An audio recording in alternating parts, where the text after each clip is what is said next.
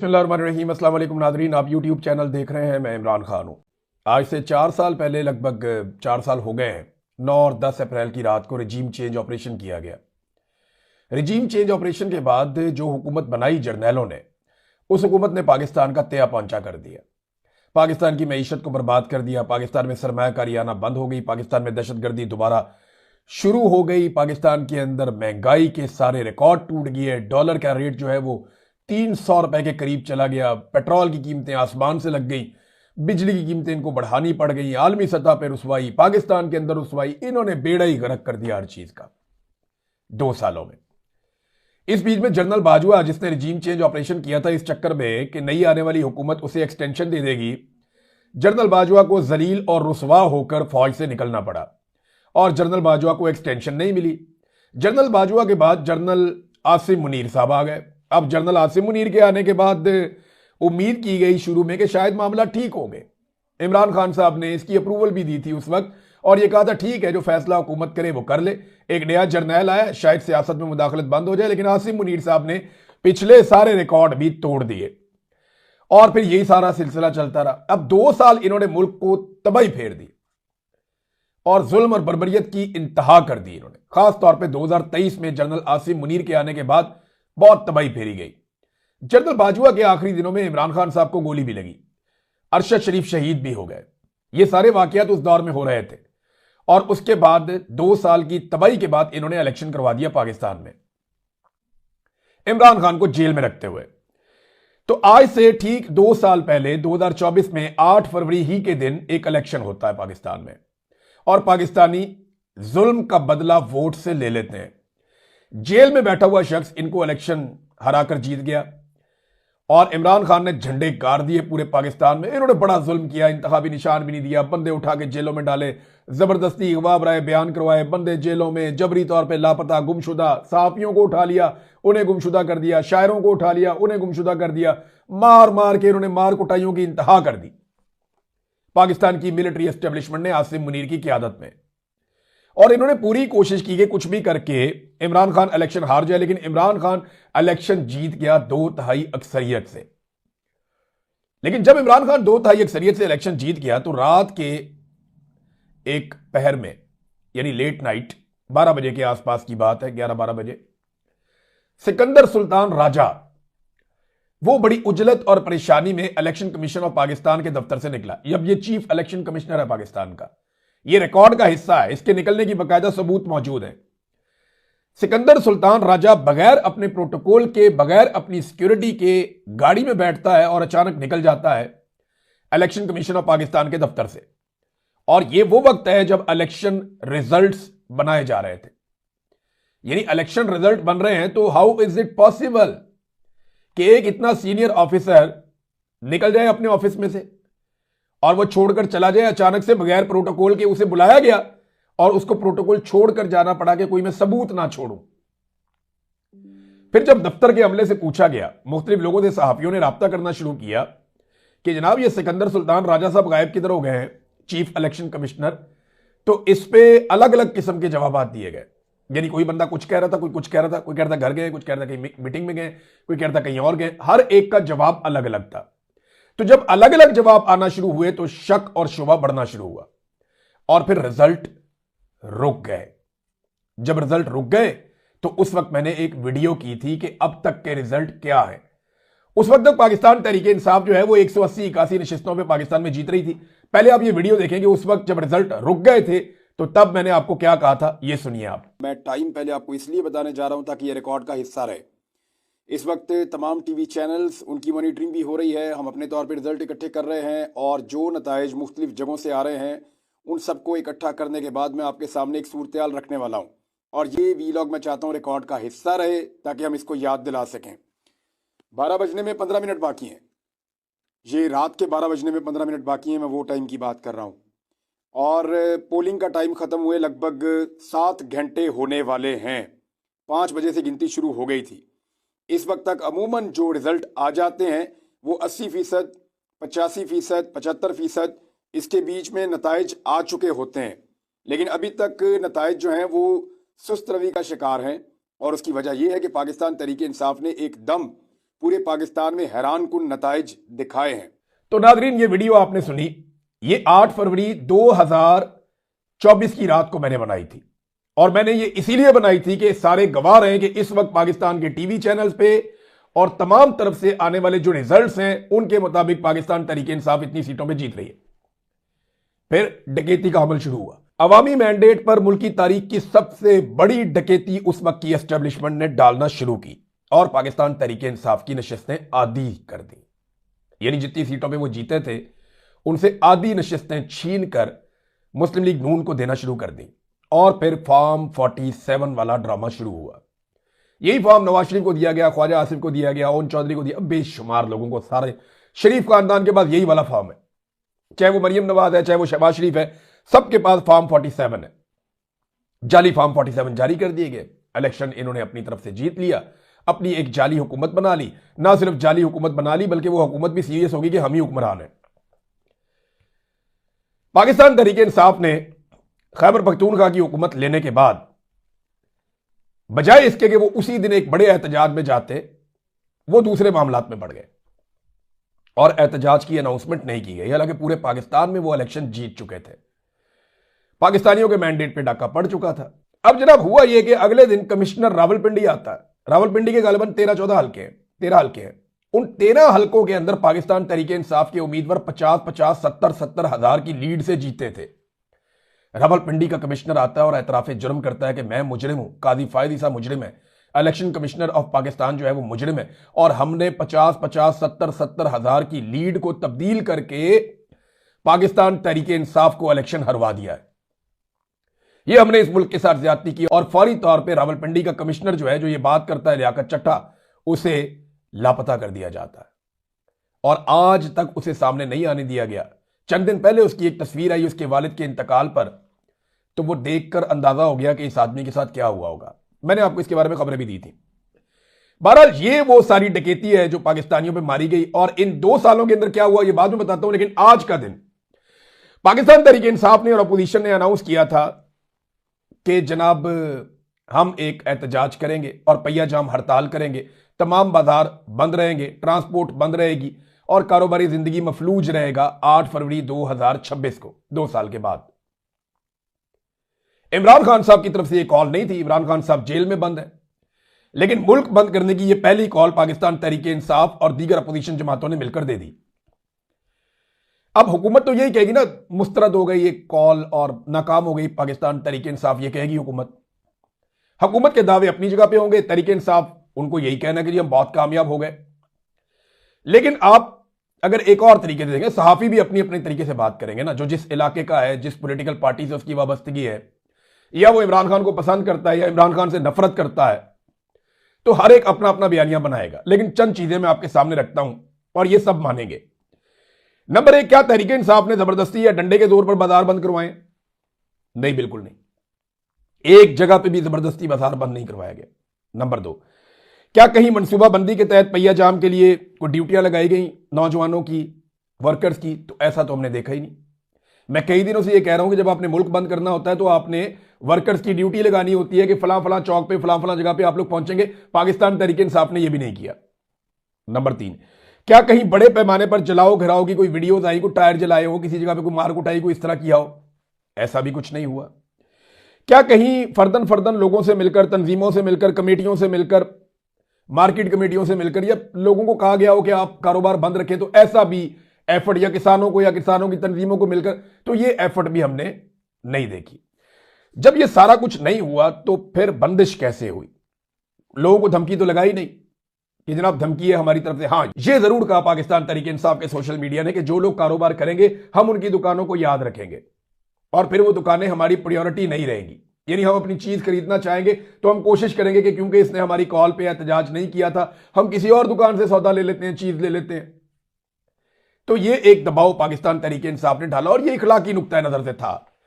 अब उन्हें लगता है कि हमारा इससे कारोबार मुतासिर हो जाएगा, लेकिन हैरान कुन तौर पर यह सारा कुछ ना करने के बावजूद बहुत बड़े पैमाने पर एहतजाज हुआ है। पाकिस्तान तहरीक इंसाफ ने वीडियोज और तस्वीर जो जारी की है, 500 के करीब बाजार तो सिर्फ पंजाब के अंदर बंद होने की उन्होंने तस्वीर और वीडियो जारी कर दी है। ये मेरा पूरा का पूरा जो पेज है वो भरा हुआ है इन तस्वीर से।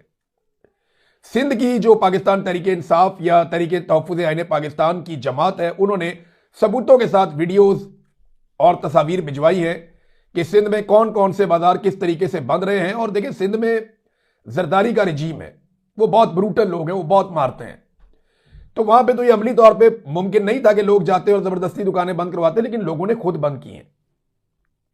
इसका मतलब है लोगों को इस बात का शऊर है कि उनके मैंडेट पे डाका डालने के बाद पाकिस्तान के साथ ज्यादती हुई है, लिहाजा वो इस कॉल के साथ खड़े हुए हैं। ये अलार्मिंग सिचुएशन है पाकिस्तान की एस्टेब्लिशमेंट के लिए। देखिए, हुकूमत कुछ भी कहती रहे, पंजाब बंद हुआ है, बहुत सारे इलाकों में बंद हुआ है, बड़े पैमाने पर बंद हुआ है, बिल्कुल 0-0 तो नहीं हुआ, लेकिन बंद हुआ है।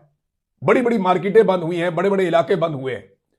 500 के करीब बाजारों की फुटेजेस तो आ चुकी हैं अब तक। तो ये बंद हुई हैं तभी फुटेजेस आई है ना।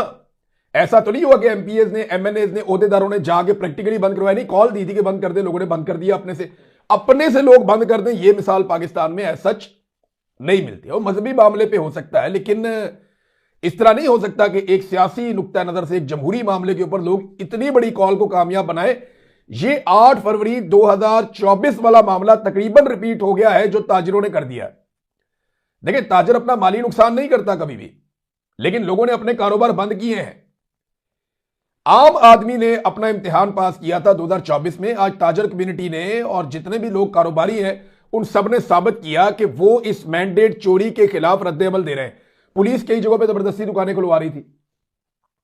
देखे ना, अगर पुलिस निकले डंडे लेकर और 7 बंदे लेकर निकले और ढूंढ ढूंढ के दुकानें खुलवाए, तो इसका मतलब यह है कि फिर तो हड़ताल कामयाब हो गई। क्योंकि डंडों के जोर पे बंद नहीं करवाई थी, लेकिन डंडों के जोर पे दुकानें खुलवा के वीडियो बनवाने की कोशिश की गई है। अब ये एक जर्नल कॉल थी कि जनाब आपका मैंडेट चोरी हुआ है, आपका सबसे मकबूल लीडर जो है वो जेल में बंद किया हुआ है, और मुल्क में लगातार जो है वो नीचे की तरफ ही मुल्क जा रहा है, मुल्क डूब रहा है, लिहाजा आप इस हड़ताल में शामिल हो जाएं। तो लोगों ने जो किया अज खुद किया, और हैरान कुन तौर पे इसका नतीजा आया। ये नताइज आप सोशल मीडिया पे लगातार देख रहे हैं। तो ये पाकिस्तान तहरीके इंसाफ को एक कॉन्फिडेंस इससे मिलेगा कि कम से कम उनकी कॉल के ऊपर लोगों ने बड़े पैमाने पर लब्बैक कहा है। अगर नहीं सारी कामयाब हुई तो बहुत बड़े पैमाने पर कामयाब हुई। देखिए, बगैर ताकत के इस्तेमाल के, बगैर प्रैक्टिकल एफर्ट के, यानी एफर्ट यही थी ना कि लोगों तक पैगाम पहुंचाना है, एक मोमेंटम बनाना है, वो बना रहे हैं। स्ट्रीट मूवमेंट की तैयारी तो वो कर रहे हैं, लेकिन जो कॉल इन्होंने दी थी वो कॉल में ये कामयाब हुए हैं, बहुत हद तक कामयाब हुए हैं। और बलूचिस्तान से कुछ मारधाड़ की तस्वीर वीडियोस आई हैं, और कुछ पंजाब और सिंध से भी इसी तरह के मनाजिर आए हैं। खैबर पख्तूनख्वा पे देखे ना, मुस्लिम लीग नून के कुछ रहनुमाओं ने दावे किए थे चंद बाजारों के नाम लेकर कि ये बाजार बंद नहीं हो सकता, ये बाजार बंद नहीं हो सकता। कोई कह रहा था फलाना बाजार बंद नहीं हो सकता, तो बाजारों के नाम ले रहे थे। आज नौजवान उन बाजारों में खड़े होकर वीडियोस बना के उन नून लीगी रहनुमाओं को दिखा दे कि देखो ये बाजार भी बंद है, तुमने कहा था कि ये बाजार बंद नहीं होगा, तो ये देखो ये बाजार भी बंद है, तुमने कहा था कि ये बाजार बंद नहीं होगा, तो देखो ये बाजार भी बंद है। तो ये इस किस्म के चैलेंजेस का लोग नौजवान जवाब भी दे रहे थे, वो रिस्पॉन्ड कर रहे थे कि देखो तुम्हारे जो चैलेंजेस थे वो हमने पूरे कर दिए, बाजार बंद हो गए और हमने जबरदस्ती बंद नहीं करवाए। तो ये मारधाड़ के विजुअल्स भी आ रहे थे, गिरफ्तारियों के विजुअल्स भी आ रहे थे, और ये सारी चीजें हम देख रहे थे। उमर डार की अहलिया और उनकी वालदा जो हैं रेहाना डार साहिबा, रूबा डार साहिबा उनकी अहलिया और रेहाना डार साहिबा उनकी वालदा, उन्हें भी गिरफ्तार कर लिया गया। ये नाज़रीन अब तक की इस हड़ताल की सूरत हाल थी। अगर ओवरऑल मैं देखूं तो बगैर फिजिकल एफर्ट के, यानी लोगों को जबरदस्ती नहीं किया इन्होंने, मैंने जो चीजें आपको बताई वो नहीं की, नॉर्मली ऐसे ही। अब अल्ताफ हुसैन जब बंद करते थे कराची को, हैदराबाद को, तो उनके लोग निकलते थे, उनको पता था पॉइंट्स का, वो चौकों के अंदर जाके टायर चला के बैठ जाते थे। थोड़ी देर बाद अवाम निकल के उनकी आ जाती थी, तो कराची बंद हो जाता था। लेकिन इस तरह कभी नहीं हुआ कि कॉल दी और कोई भी नहीं निकला और बंद हो गया। ये पहली मरतबा इतने पुरअमन तरीके से एक ऐसी जिद्दोजहद हुई है। देखिए, पॉलिटिकल पार्टीज कुछ भी कहें, हुकूमत कुछ कहे, अपोजिशन कुछ कहे, ये एस्टेब्लिशमेंट के लिए परेशान होने की बात है कि अब पाकिस्तान तहरीके इंसाफ या तहरीके तहफ़्फ़ुज़ आईन पाकिस्तान लोगों के साथ इतनी जुड़ी हुई है कि उनकी एक कॉल के ऊपर वो बंदिश कर सकते हैं और बड़े पैमाने पर कर सकते हैं, और फिजिकल एफर्ट अगर वो इसके अंदर डाल देते हैं तो ये मजीद कामयाबी की तरफ चली जाएगी। तो एस्टेब्लिशमेंट फिर इकोनॉमी कैसे चलाएगी? एस्टेब्लिशमेंट के लिए बड़े सीरियस चैलेंजेस हैं इसमें, और उनको यह समझना पड़ेगा कि इमरान खान की जिद के अंदर, यानी आसिम मुनीर साहब को जिद है ना, मैंने इमरान खान को नहीं छोड़ना, क्योंकि वो आ जाएगा तो मुझे नहीं छोड़ेगा, उनको ये डर लगता है। अब आसिम मुनीर साहब का खौफ, उनकी अना और उनकी जिद, इन चीजों ने पाकिस्तान का बेड़ा गर्क करके रख दिया। एक आदमी की जिद है कि मैंने, सारी फौज जानती है, एक फौजी जानता है, मेरा एक जवान जानता है कि इमरान खान बेगुनाह है। एक फौजी जवान ये बात जानता है कि इमरान खान बेगुनाह है, साइफर कोई जुर्म नहीं था। अपनी बीवी से शादी करना, इद्दत वाला केस, वो कोई जुर्म नहीं था। ये तोशा खाना से कोई तोहफा खरीद लेना, ये कोई जुर्म नहीं था। सारे ही खरीदते हैं, ये जर्नैल भी खरीदते हैं, ये सियासतदान भी खरीदते हैं, सबके पास होते हैं। इमरान खान की बीवी ने भी खरीद लिया, ये कोई जुर्म नहीं था। ये सारे फौजी जानते हैं। मेरा एक जवान, चाहे वो बॉर्डर पे खड़ा हुआ है, चाहे वो इस्लामाबाद में है, चाहे वो GHQ में है, चाहे वो किसी भी ड्यूटी पे है, चाहे वो किसी बैरक के अंदर है, मेरा एक जवान पाकिस्तान का फौजी ये जानता है कि इमरान खान बेगुनाह है। ये सिर्फ फौज के सरबराह आसिम मुनीर, जो अभी सरबराह है इस वक्त, हमेशा तो नहीं रहेगा, आसिम मुनीर की एक जिद और बाद में एक खौफ कि यार पता नहीं मेरे साथ अब क्या होगा, जितना जुल्म मैंने कर दिया है। ये इसकी वजह से इमरान खान जेल में, और कोई वजह नहीं है। और इमरान खान के जेल में होने की कीमत पूरा पाकिस्तान चुका रहा है। ये 25 करोड़ पाकिस्तानी चुका रहे हैं। मैं बसंत के मौके पे नवाज शरीफ साहब की तस्वीर वीडियो देख रहा था। गुड़ियां उड़ी हैं जी। अब मैंने कुछ मनाज़िर ऐसे देखे हैं, मेरे दोस्तों से बातचीत हुई है, उन्होंने कहा जी गुड़ियां उड़ी हैं, और लाहौरियों ने कुछ हद तक बसंत मनाई है। जब हवा चली है तो फिर बसंत तो हुई है, लेकिन पहले जैसी तो नहीं हो सकती थी।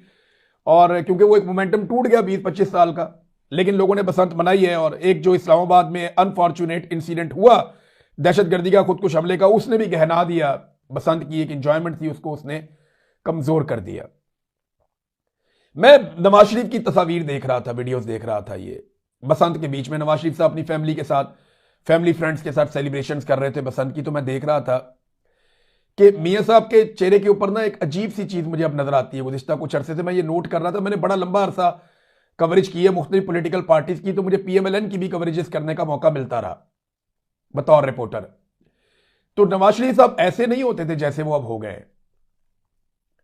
आप उनकी अगर तस्वीर देखें ना, तो उनके चेहरे पे कोई खुशी आपको दिखाई नहीं देगी, कोशिश करके भी। एक अजीब सी फिक्रमंदी है, जैसे एतमाद का फुकदान होता है, कॉन्फिडेंस नहीं है उनके चेहरे में। उनकी आंखें ऐसे फटी फटी सी होती हैं, यानी जैसे कोई बंदा परेशान है। कोई इत्मीनान मियां साहब के चेहरे के ऊपर नहीं है, नॉर्मल नहीं है। मियां साहब की ड्रेसिंग भी बड़ी अब नॉर्मल सी है, यानी ड्रेसिंग सेंस मियां साहब की अपनी नहीं है। उन्होंने सारी जिंदगी बेहतर कपड़े पहने हैं, लेकिन अब जो कपड़े उन्हें पहनाकर भेजा जाता है वो ऐसे लगता है किसी बच्चे को तैयार करके किसी ने भेज दिया है। अजीब अजीब कलर उन्हें पहना दिए जाते हैं, अजीब अजीब ब्रांड उनके जिस्म पे चढ़ा दिए जाते हैं मियां साहब के। ऐसा लगता है कि वो खुद तैयार भी नहीं होते, कोई और उन्हें तैयार करता है। तो इक्तदार में होने के बावजूद मियां साहब का ये चेहरा, उनकी तस्वीर, उनकी वीडियोज, ये बड़ी अजियतनाक दिखाई देती हैं। यानी जिस तरह के उनका चेहरे पे एक रौनक होती थी मियां साहब की, अब वो दिखाई नहीं दे रही। जिस मियां नवाज शरीफ को मैं जानता हूं, ये वो वाला नहीं है। देखिए, ये एक मुझे दुख हुआ देख के। प्रैक्टिकली मुझे 3 दफा पाकिस्तान के वजीर आजम रहे, और लेकिन अभी इनके इक्तदार है, उनका भाई वजीर आजम है, उनकी बेटी जो है उसको वजीर आला बनाया गया, जाली इक्तदार उन्हें दिया गया। लेकिन इसके बावजूद एक मियां साहब के चेहरे पे कर्ब है, तकलीफ है। वो अगर आप देखें ना, वो अजीबोगरीब किस्म का है, एक अजियत है। यानी इबरत पकड़ने का दिल करता है कि मियां साहब के साथ हुआ क्या। यानी सारा कुछ करके, कौम को धोखा देकर भी मियां साहब को हर वक्त ऐसा लगता है जैसे कोई खुशी, कोई इत्मीनान है नहीं। अंदर से टूटा हुआ आदमी नहीं होता, इस किस्म की मियां साहब की हालत है। और ये मियां साहब ने खुद की है। अगर वो हक पे खड़े रहते तो बेशुमार लोग तकालीफ से गुजरते हैं। जो तकलीफ मैंने काटी है, मियां साहब ने उसका 10% भी नहीं काटा होगा अपनी सारी जिंदगी में। सारी जिंदगी की मियां साहब की मार कुटाइयां निकाल देना, तो जो मैंने काटी है उसका 10% भी नहीं काटा होगा। लेकिन मैं देखे खुश हूं। मैं जब खुश होता हूं तो खुश होता हूं, गुस्से में होता हूं तो गुस्से में होता हूं। आपको नॉर्मल दिखाई देता, अभी इमरान खान बाहर निकलेगा, देख लीजिएगा कितनी तकलीफ दी उसे। उसकी बीवी को पकड़ के जेल में डाल दिया, उसकी बहनों को बार बार मारा कुट्टा, सड़कों पे घसीटा, लटा के मारा उनको, उनके ऊपर ठंडे पानी फेंके गए, भांजा अंदर कर दिया, बच्चों को मिलने नहीं दे रहे, मुलाकात नहीं, कोई चीज नहीं। बाहर निकलेगा, आप देखिएगा, वो इबरत का निशान नहीं बना हुआ। नवाज शरीफ इक्तदार देने के बावजूद आज इबरत का निशान बना हुआ है। कितनी अफसोस की बात है। नादरीन ने बहुत सारी चीजें और आपके साथ शेयर करनी है, लेकिन इस वीलॉग में क्योंकि हम एहतजाज पे बात कर रहे हैं, वो कितना कामयाब हुआ और पाकिस्तान तहरीक इंसाफ को कितनी बड़ी कामयाबी मिली, तो इससे एस्टेब्लिशमेंट का कॉन्फिडेंस नीचे जाएगा और तहरीक इंसाफ का कॉन्फिडेंस ऊपर आएगा। अब उन्हें समझ आ गई है कि अगर वो ज्यादा एफर्ट करें तो वो ज्यादा इंपैक्ट डाल सकते हैं मुस्तकबिल करीब में। ये जो डकैती बढ़ी ना पाकिस्तान पे आज से 2 साल पहले, इस डकैती ने पाकिस्तान को देखें कहां से कहां पहुंचा दिया। आज हर तरफ दहशतगर्दी है। बलूचिस्तान में आप दाखिल नहीं हो सकते, वहां से आप निकल नहीं सकते। खैबर पख्तूनख्वा के कबायली इलाकों में आग लग गई है, वहां पे दहशतगर्दी के वाकयात बढ़ते चले जा रहे हैं। एक सियासी अदम इस्तेहकाम है पाकिस्तान में। पाकिस्तान को आलमी सतह पे जो बड़ी कुव्वतें हैं उनकी हर बात सर झुका के माननी पड़ती है। हमने पाकिस्तान की तारीख के सबसे बड़े रिकॉर्ड कर्जे हासिल कर लिए हैं। एक महीना ऐसा भी गुजरा जब हमने रोजाना की बुनियाद के ऊपर लगभग 50 से 60 अरब रुपए का कर्जा लिया। इतना पैसा लेने के बाद वो पैसा जा कहां रहा है हमें किसी को कुछ पता नहीं है। हमने महंगाई तारीख की बुलंद तरीन सतह पर पहुंचा दी, बेरोजगारी तारीख की बुलंद तरीन सतह पर पहुंचा दी और पाकिस्तान में गुर्बत के सारे रिकॉर्ड टूट गए। आज हर दूसरा पाकिस्तानी गुर्बत की लकीर से नीचे जिंदगी गुजार रहा है। ये 2 साल में हमारी अचीवमेंट्स हैं। बड़े बड़े चीनी के स्कैंडल्स हैं, गंदम के स्कैंडल्स हैं, लैंड माफिया के स्कैंडल्स हैं। सैलाब मुतासरीन को हुकूमत उनका बाजू थामने में, उनको संभालने में मुकम्मल तौर पर नाकाम रही, क्योंकि मैंने बड़ा क्लोजली इसमें काम किया। तो जहां पे भी हम गए हमें पता चला कि हुकूमत ने कुछ नहीं किया। जब आप सारी चीजों को प्लस और माइनस करते हैं तो आसिम मुनीर साहब का यह खेल बहसत पाकिस्तानी 25 करोड़ लोगों को बहुत महंगा पड़ा। एक आदमी ने तो अपने लिए अचीवमेंट समझा, इसको अपने लिए इक्तदार हासिल किया, एक्सटेंशन हासिल की, इस्तिस्ना हासिल किया, लेकिन पाकिस्तानियों से उनका बहुत कुछ छीन लिया। यह सिलसिला जितनी जल्दी बंद हो जाए ना उतनी जल्दी पाकिस्तान संभल जाएगा। अब तक के लिए इतना ही। अपना ख्याल रखिएगा, अपने इस चैनल का भी। अल्लाह हाफिज।